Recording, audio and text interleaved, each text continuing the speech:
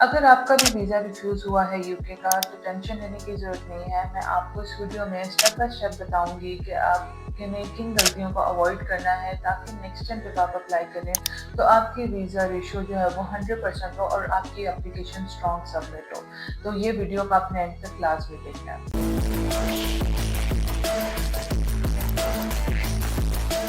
अस्सलाम वालेकुम everyone, this is Shujia Haroon from Africa consultant और आज की वीडियो शूट करने का मकसद ये है कि आपके साथ डिस्कस किया जाए कि जिन स्टूडेंट्स के यूके के स्टूडेंट वीज़ा रिफ्यूज़ हो जाते हैं तो वो दोबारा कैसे अप्लाई कर सकते हैं या फिर क्या जो है वो टिप्स एंड ट्रिक्स है जिसको वो फॉलो करके अपना दोबारा जो वीज़ा अप्लाई करते हैं तो उसके लिए वो क्या जो है वो इंस्ट्रक्शंस को फॉलो कर सकते हैं। सबसे पहले बात करते हैं कि आखिर वीज़ा रिफ्यूज़ होता ही क्यों है। तो वीज़ा रिफ्यूज़ल के जो मोस्टली चांसेस होते हैं या रीज़न्स होते हैं वो ये होते हैं। पहला स्टेप होता है आपका फाइनेंशियल डॉक्यूमेंट, ठीक है? जिसका मतलब ये है कि आपके फाइनेंशियल डॉक्यूमेंट या तो इनकम्प्लीट है या फिर आपने बहुत ही गलत फॉर्मेट में इसको रखवाया हुआ है, ठीक है? दूसरा है बैंक स्टेटमेंट, ठीक है? बैंक स्टेटमेंट से रिलेटेड क्यों रिफ्यूज़ल आ सकता है, इसमें आप प्रॉब्लम या तो ये कर रहे हो कि आपने मतलब अगर आप यूके की गवर्नमेंट वेबसाइट पे भी जाके चेक करो तो आपको वहाँ पे क्लियरली मेंशन होता है कि आपने बैंक स्टेटमेंट 28 डेज की मैक्सिमम रखवानी है, ठीक है? तो मे बी आप बैंक स्टेटमेंट की या प्रॉपर गाइडेंस ना मिलने की वजह से जो है वो आप ही मिस्टेक कर रहे हो कि आपकी जो बैंक स्टेटमेंट है वो 28 डेज की मेंटेन नहीं होती है, ठीक है? थर्ड जो मिस्टेक होती है जो कि कॉमन मिस्टेक अक्सर स्टूडेंट्स कर जाते हैं कि अपनी एसओपी को वो बहुत वीक को अपनी प्रेजेंट करते हैं यूनिवर्सिटी के आगे, ठीक है? और उसमें उन्होंने लिखा होता है कि हम फ्यूचर प्लान्स में ये करने वाले हैं और अगर उनका इंटरव्यू आ जाए तो वो चीज़ें उनकी रेलिवेंट ही नहीं बन रही होती कि मतलब आपने एसओपी में यूनिवर्सिटी को कुछ और बताया हुआ और एम्बेसी इंटरव्यू में आप कुछ और एक्सप्लेन कर रहे हो, ठीक है? इसके अलावा और क्या कॉमन रीज़न हो सकता है रिफ्यूज़ल का, वो है आपकी इंटरव्यू की परफॉर्मेंस, ठीक है? जिन स्टूडेंट्स का रिफ्यूज़ल इंटरव्यू के बेस पे आता है उनका जो है वो उनको यही गाइड किया जाता है। मेरे पास मेरे जितने भी क्लाइंट्स का भी जो है वो एम्बेसी इंटरव्यू आता है उनको हम यही क्लियरली एक्सप्लेन करते हैं कि आपको जो सारा इंटरव्यू आपका बेस कर रहा होता है वो आपकी नॉलेज के ऊपर बेस कर रहा होता है कि आपकी यूके के बारे में क्या नॉलेज है, आपने यूनिवर्सिटी के बारे में क्या सीखा हुआ है, ठीक है? जो कोर्स पढ़ने जा रहे हैं उसके बारे में आपको पता भी है या नहीं है। तो वो वाली चीज़ नहीं होती कि बस कंसल्टेंट को सारा केस दे दिया, वीज़ा लगवा के कंसल्टेंट ही देगा, ऐसा नहीं होता। वीज़ा आपको एम्बेसी में देना होता है। और अब आप लोगों को पता होगा कि थोड़ा सा कॉमन हो गया है कि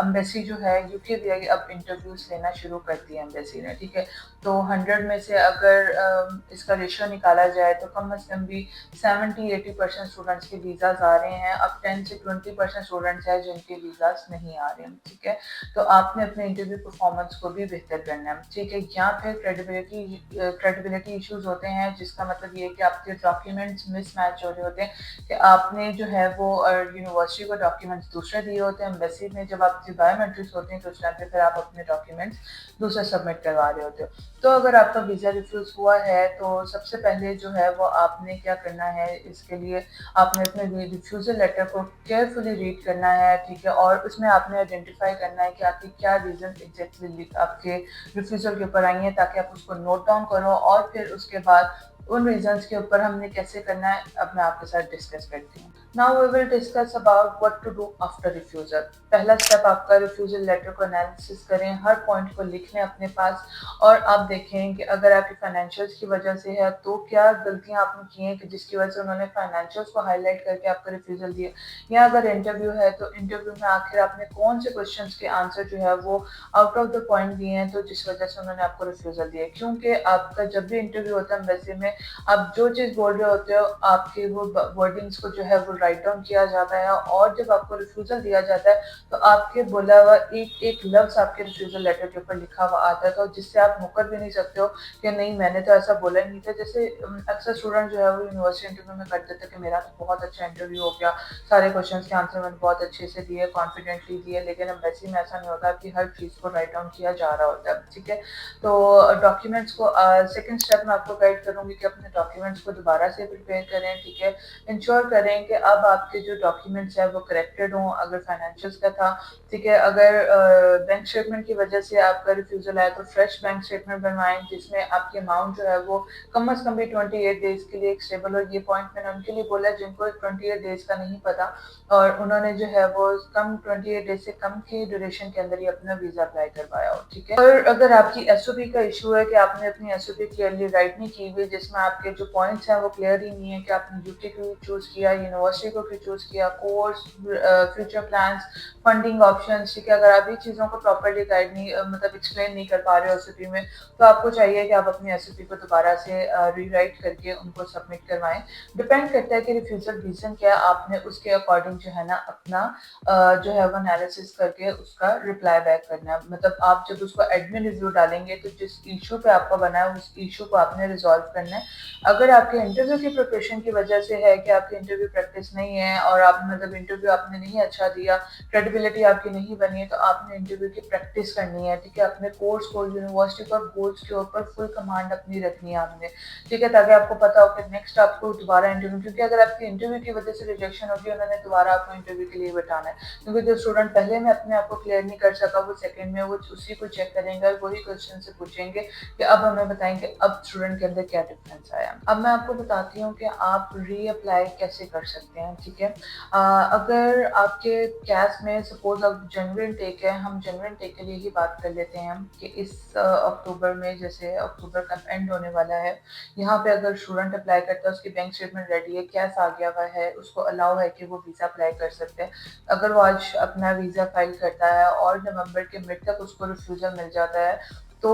अब उसके पास टाइम है कि नवंबर का हाफ मंथ और दिसंबर का पूरा महीना, इवन जनवरी का मंथ उसके पास है कि वो अपने उसी इनटेक के लिए दोबारा से अप्लाई कर सकता है। तो ये हो सकता है, ठीक है। तो उसके लिए आपने क्या करना है कि आपने अपने डॉक्यूमेंट्स को करेक्ट करना है, जो आपने पहले मिस्टेक की उसको आपने अगेन करेक्ट करना है, ठीक है। और उसके लिए आपने क्या करना है कि रिफ्यूज़ल लेटर, जब आप दोबारा वीज़ा के लिए अप्लाई करें तो रिफ्यूज़ल लेटर आपने लाजमी साथ में अटैच करना है, ठीक है, ताकि एम्बेसी को पता हो कि स्टूडेंट ने हमसे ये चीज़ छुपाई नहीं है, उसने हमें ये चीज़ मतलब ट्रांसपेरेंट है स्टूडेंट और उसने हमें ये चीज़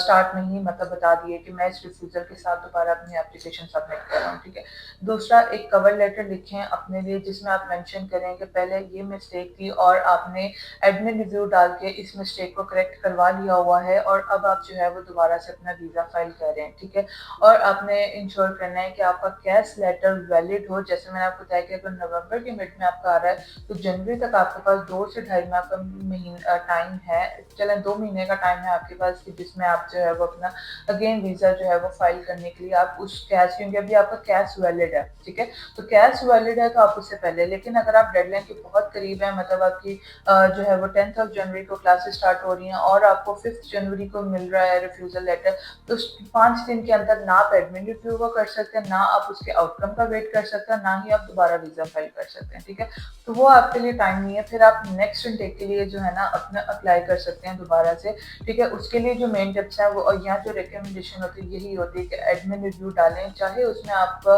एडमिन रिव्यू का टाइम आउटकम आने में आपको 1 महीना लग जाए, 2 महीने लग जाए, 6 महीने लग जाए, 8 महीने लग जाए, लेकिन एटलीस्ट आपका एडमिन रिव्यू होगा तो आपका एटलीस्ट जब आप सेकंड टाइम पे वीज़ा अप्लाई करोगे तो एम्बेसी को पता होगा कि नहीं इस बंदे ने या इस बच्ची ने अपना जो है वो एडमिन रिव्यू डाला है, विच मीन्स कि स्टूडेंट को पता चला है कि रिफ्यूज़ल उसके जो है वो मतलब नहीं था जेन्युइन रीज़न रिफ्यूज़ल का, और उसने यूकेवीआई से फाइट बैक किया और उसने मतलब वो जेन्युइन था तो उसने फाइट बैक किया और एडमिन रिव्यू, बेशक उसका जो एडमिन रिव्यू का रिस्पॉन्स है वो नेगेटिव में है, बट एटलीस्ट आपका जो फाइट बैक हुआ होगा उससे उन्हें पता चलेगा कि स्टूडेंट जेन्युइन है और उसने तब भी अपनी जो है ना जेन्युइन इंटेंशन शो की थी, ठीक है। तो यहाँ पे जो है वो आप दोबारा से रीअप्लाई कर सकते हैं। वीडियो एंडिंग की तरफ चलते हैं और अब मैं आपको देती हूँ कुछ बोनस टिप्स कि आप कैसे जो है वो, अगर आप वीज़ा रिफ्यूज़ल की तरफ हैं या आप इससे बचना चाहते हैं तो क्या आप जो है वो कर सकते हैं। तो सबसे पहले always take an expert guidance, ठीक है, किसी एक्सपर्ट कंसल्टेंसी से या किसी प्रोफेशनल पर्सन से आपको जो है वो गाइडेंस लेना ज़रूरी है, यह आपके लिए बेहतरीन ऑप्शन हो सकता है। सेकेंड टिप, टिप है कि अपने प्रीवियस रिफ्यूज़ल्स को कभी ना छुपाएँ। अगर आप किसी भी कंसल्टेंट के पास जा रहे हैं, आपके पहले से यूके की, ऑस्ट्रेलिया की, कनाडा की, किसी भी यूरोप कंट्री की जो है वो आपकी रिफ्यूज़ल है प्रीवियस, तो आप उसको मत हाइड करें, उन्हें बताएँ कि मेरा ये रिफ्यूज़ल है, ताकि आपका कंसल्टेंट पहले से ही यूनिवर्सिटी को भी इन्फॉर्म करे और आपकी जो चीज़ें हैं या जो आपकी जो एक हिस्ट्री चल रही होगी यूनिवर्सिटी के साथ, वो एक जेन्युइन